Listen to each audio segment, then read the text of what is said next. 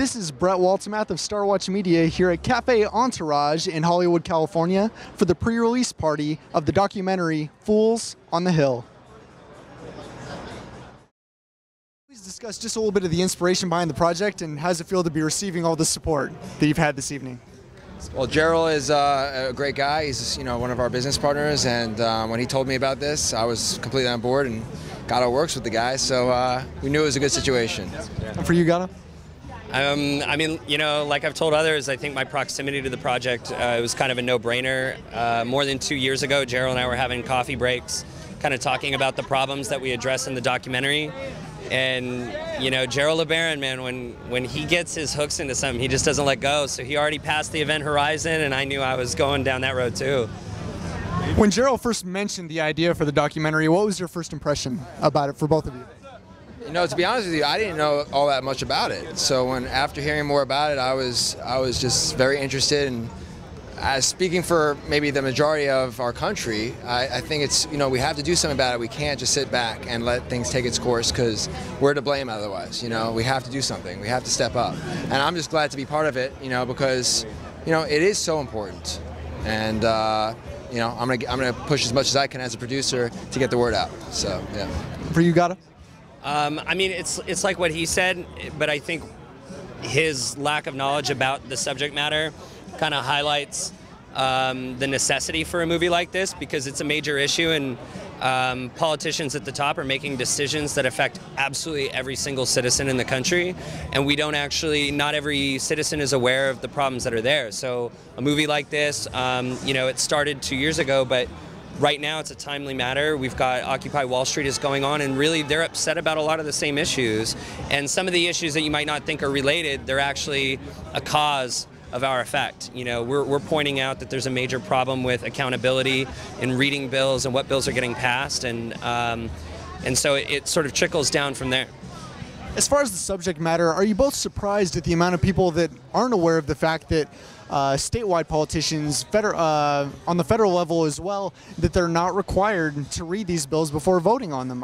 Have you been surprised by the reaction of people not realizing the truth about that? I mean, I'm not surprised, because I think everyone's busy just trying to get by. I think people are just too busy in their own lives to actually I don't want to say give a shit, but to really care what's going on, because they leave it to other people. Other people are supposed to be doing that job, and the fact that they're not is upsetting, but at the same time, I don't think people realize it, or feel like they could do anything about it. Yeah, I don't know. I mean, when people think about really kind of negative individuals professionally, if you were to sort of pigeonhole, it's like people talk bad about attorneys, and they talk bad about politicians. So I'm not very surprised, but but I don't want to listen to gossip. I was very surprised when I knew the extent to which they were violating our trust. I mean, I know that a major thing Gerald talks about, he may have talked about it with you, is the Patriot Act, over a 1,000-page document that was voted on 24 to 48 hours after it was published and given to everybody. Nobody read it, but none of the citizens are really standing up and saying, wait, the math doesn't add up. So I was definitely surprised that they were that sort of audacious and ballsy. They were just like, yeah, we're basically gonna not do our jobs. We're gonna make it very apparent we're not doing our jobs, and we're in a position where nobody can do anything about it. There are certain legal protections in place to make sure that politicians can't be prosecuted, and those protections need to be there, because sometimes they need to make hard decisions, and I don't want them to personally be accountable for that. But at the same time, we're hiring them to do a job. And right now, all that happens with lobbying and with the amount of money at stake, every time that somebody gets voted into an office, their job immediately becomes running for office again. And so they're really not representing the people anymore, and we're trying to point that out. Do you think that with this issue, it's also essentially kind of opening up a can of worms in the way that not only is it the fact that they're not required to read the bills, but also it's the length of the bills, adding on top of it the limited amount of time that they have to even read them, and then a lot of them are put in a means where you have to be an attorney really to even understand them as well. So would you say that's kind of opening up a whole can of worms of many different aspects of this issue that need to be resolved? Well, I mean, you know, I was raised by attorneys. I understand the necessity for legalese. You know, contracts need to be airtight, and so the verbiage that's going to be used might not be understood by the common person, but it's there to make sure that it's not going to budge. So I get the purpose behind that, but like you said, things need to be made aware. They have to be published. Obama said that he was going to be publishing bills before they were voted on. That was a part of his campaigning process, and that still hasn't happened. They're supposed to be like on the internet on, you know, whitehouse.gov for 48 hours. They're still not publishing bills before they're voted on. So all of this is taking place behind closed doors. And I think that the lack of transparency is the biggest problem. If they posted stuff, believe me, the public will read them.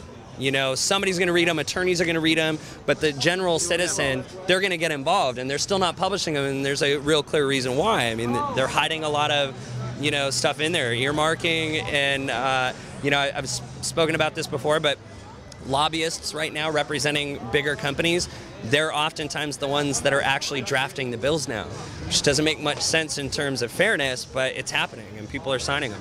And then how do you get a bill passed, which by the congressmen and by just the politicians in general, that will be giving them more work?